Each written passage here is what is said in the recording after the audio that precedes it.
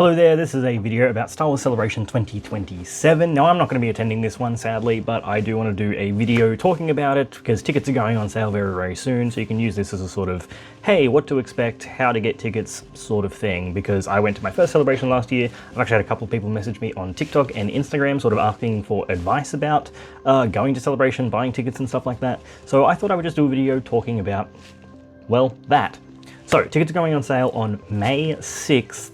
12 p.m. Pacific time, because it is obviously in America, so we're going off their time zones. Now, before May 6th, you should find out what time that is in your local time zone. For example, that is 5 a.m. here in Australia, 12 p.m. Pacific time, 5 a.m. here in Australia. But again, and this is where you guys need to look up time zone differences, 5 a.m. in Australia on Pacific time is actually on Thursday, May 7th for us. So it's going to be May 6th for the US, but it's going to be May 7th, 5 a.m. in Australia. So people really need to understand when these tickets are going on sale, okay? Because I've seen so many people make mistakes with time zone differences. I make them all the time myself. Just figure out when it is in your local time zone. There are so many apps and even just websites you can use, like World Time Buddy, every time zone. There's a lot of websites out there that'll just show you exactly when it is in your time zone. So please look that up before May 6th, because I don't want anyone to miss out. So tickets go on sale May 6th, 12 p.m. Pacific time. Now, we've got ticket pricing, and I'm not gonna lie, they are fucking expensive this year. I'm legitimately shocked. There is the Jedi Master VIP tickets, which are going for $1,299, which is a lot. Is that's crazy. What is that? Hang on, USD to AUD. Let's just have a look at that. What was that again? 1210.99, 1210.99. That is 1,687 Australian dollars for the VIP Jedi Master ticket. That's a lot of money. That is a lot of money.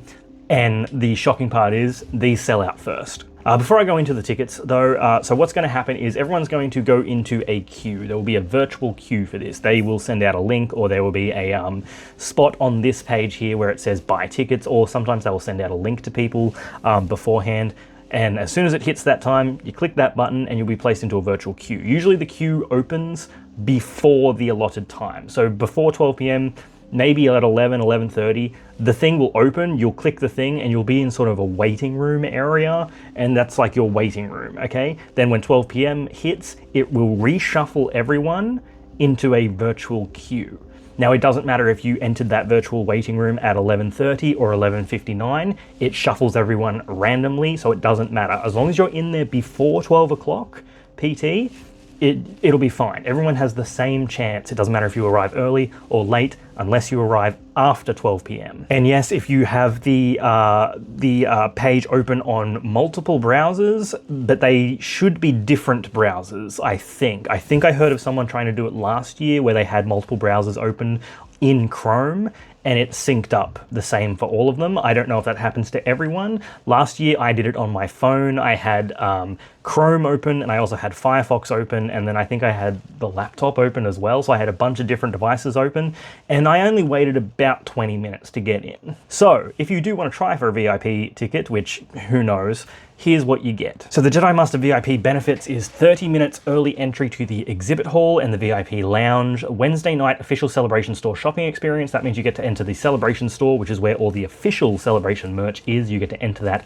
the night before Celebration actually begins. Guaranteed admissions to all panels on the Celebration stage. That is the big live stage, not the live stage, sorry, but the stage where when they do all their panels, that's where everyone is actually physically on stage. For some of the panels, they will stream what happens on the Celebration stage to the two smaller stages, which is Twin Suns and Galaxy stages, but you still need to get reservations for those stages. There is a designated VIP line for autographing and photo ops, a designated VIP line for the Celebration store, a VIP lounge with complimentary coat check and charging stations, outside on-site VIP concierge, exclusive hologram badge, exclusive pin, lanyard, car magnet, official show poster with a tube, which is nice, and a complimentary Star Wars Celebration tote bag.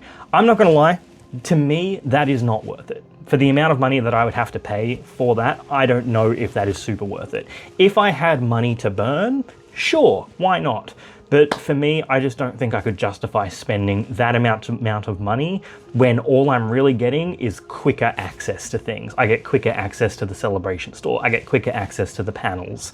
I don't know if that's particularly worth it for me, but for other people, that might be right up your alley. Now, for the adult tickets, obviously, this is a 4-day event this year, celebrating the 50th anniversary of Star Wars, so there's 4 days of Star Wars Celebration this year, next year. The 4-day pass is $260.99. If I convert that to AUD, we are looking at around $363.70, which is a lot. Again, I can't remember what we paid for Japan, but it wasn't that much. I think it was like $180 each, maybe, I'm not sure.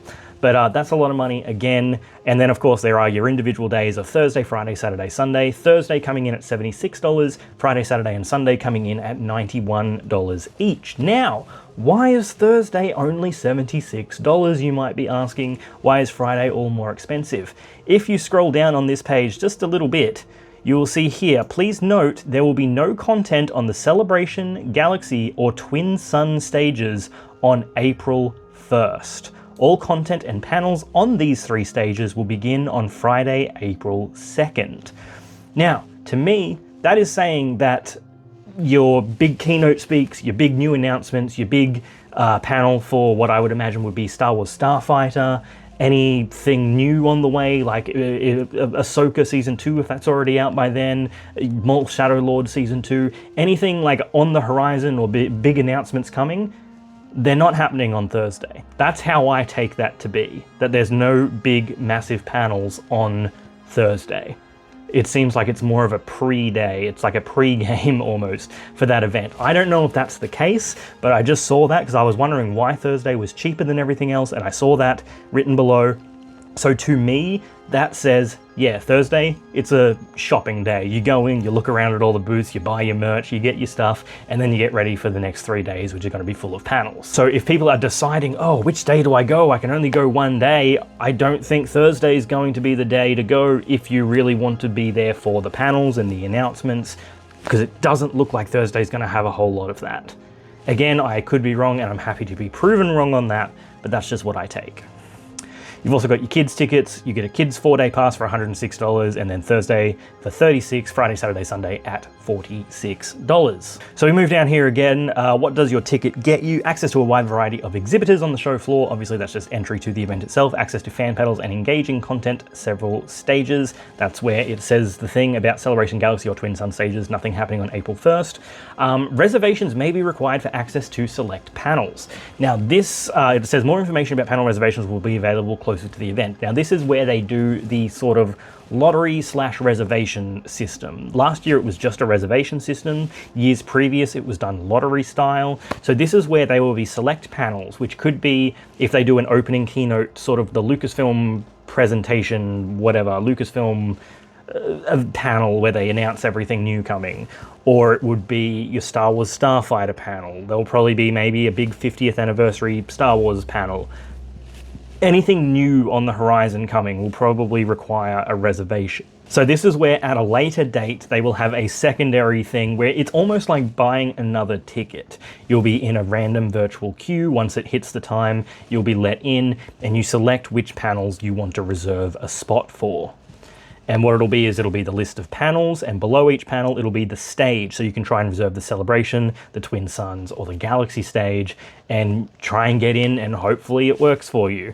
I got in last year, I selected, everything I wanted. I selected Mandalorian and Grogu, I selected Andor, I selected Ahsoka, and I selected Visions, because there were only 4 panels that required reservations, and when I hit click out, check out, whatever it said, it was like, oh, sorry, Mandalorian and Grogu's filled up, so I had to go back, remove that one, do it again. Oops, sorry, Andor's filled up. So I only ended up getting Ahsoka and Visions, 2 of the 4 panels. And I'm not gonna lie, I don't know if I like the system for it. I don't know if the lottery is better. I don't know. I don't know what I prefer, but that's just how that reservation system worked last year. Whether or not that's going to be the same this year, I don't know. You also get access, obviously, to show feature areas, including the art show, where you'll be able to buy all the official Celebration art prints that come out. They usually get about 20 to 25 artists to make official exclusive Celebration prints. I love the art show each and every year. It's fantastic. I bought 4 pieces last year. Very happy about that. Access to the official Star Wars show store, which is the Celebration store. I'll talk about that in a second. And access to photo ops and autographing, which obviously will incur additional fees depending on who you're going for and how much they charge. So ticket mailing deadline. This is different again. If you're in the US, you will be sent your badge if you buy it before the mailing deadline. They haven't said when the mailing deadline is, but if you purchase your tickets, I think before March 2027, basically it says here, you will be sent your tickets. Same with any merch you buy, because you can check out for some merch at the from the Celebration store beforehand, which is going to be all your t-shirts, your caps. Like I got this when I bought my ticket.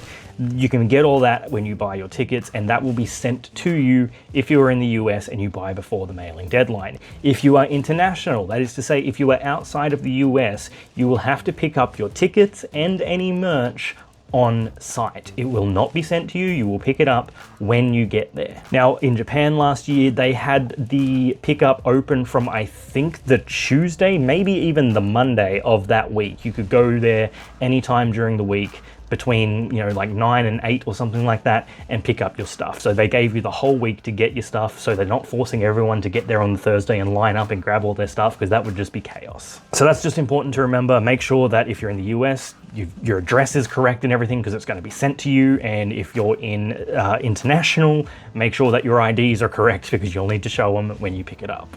Just some last notes at the bottom. You will be charged full price if you lose your ticket, and a replacement ticket is required. Celebration tickets are non-refundable, non-resaleable, and cannot be reproduced or upgraded. So make sure you know exactly which ticket you want, because you're not going to be able to change your mind afterwards.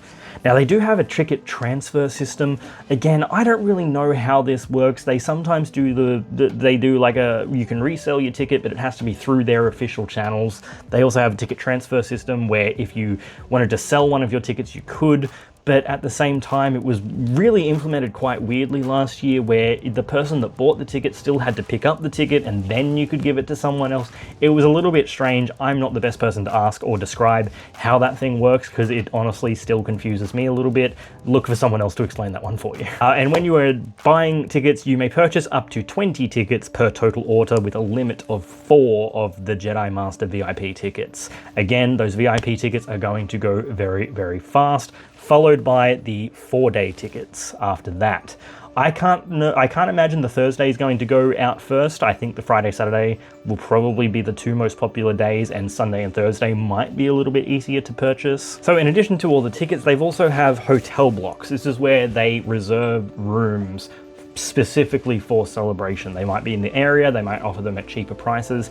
In Japan, to be perfectly honest, the hotels that they had put in the hotel block were more expensive than just sourcing a hotel locally. Personally, they might have been nicer hotels, but they were a lot more expensive. We ended up getting very lucky and finding a place which was literally like across the street and 1 block over from the convention center, and it was maybe half the price of what the official convention hotels were. So that's something to look out for. They say here, Celebration ticket holders can lock in their stay early. Details to book your room will be in the ticket confirmation once you complete your checkout purchase. Additional rooms will be made available to the general public on May 7th, 9 a.m. PT. So it's something to look out for. Again, it depends what the hotel is going to be, what the pricing is going to be. I would just recommend shop around, because you might be able to find a better deal than what is going to be on offer through the official Celebration channels. And personally, that's about it for now. There'll probably be more information to come out later on about everything, but for now, tickets going on sale May 6, 12 p.m. PT. Just keep your eye on that, find out when it is. Here's a nice look at the key art, which is very, very nice. I'm gonna have to try and convince someone to pick me up some art over there. I'm gonna have to start planting some seeds. But yeah, Celebration, it's over just under a year away now. I think there might be a countdown. Is there a countdown on here somewhere? There you go, 348 days to go till next year's Celebration. The only good thing I can say is that even though I won't be able to go to this one, which I am upset at, It's on Easter here in Australia, which means I can have the Friday off and the Monday off the next week, which means I can just watch the Celebration live show a whole weekend, which I'm very happy to do. Definitely go out and research everything yourself, figure out what you want to do, how you want to do it. Stay safe when you're doing this and when you're traveling to the US. That is something that unfortunately I do think needs to be said. People traveling to the US internationally, be vigilant, stay safe, and just keep your wits about you, because it can get a little bit antsy over there. Anyway, thank you for watching. Make sure you follow me here and over on TikTok. I'll be talking about more Star Wars Celebration stuff as it comes out. Good luck to everyone buying tickets on May 6th or 7th. And yeah, have fun, and may the Force be with you, always.